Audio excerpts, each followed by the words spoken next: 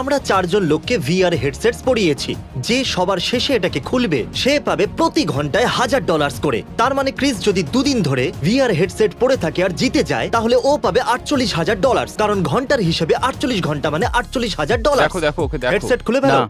প্রথম গেম হলো বিট সেভার। তোমরা এটা 1 ঘন্টা ধরে খেলবে। সবাই মজা করো। ঠিক আছে, আচ্ছা আমি কি করি? তুমি মিস্টার বিস্ট সং প্লে করো।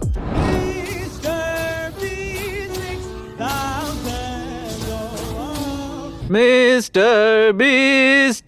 তুমি এরকম ঝুঁকে রয়েছো কেন? কারণ আমি লম্বা আর এগুলো সব নিচে আছে। ঠিক আছে, আমাদের কাছে গ্রিন স্ক্রিন আছে, আমরা যে কোনো কিছু করতে পারি। চলো একটু পেঁয়াজ কেটে দেখি।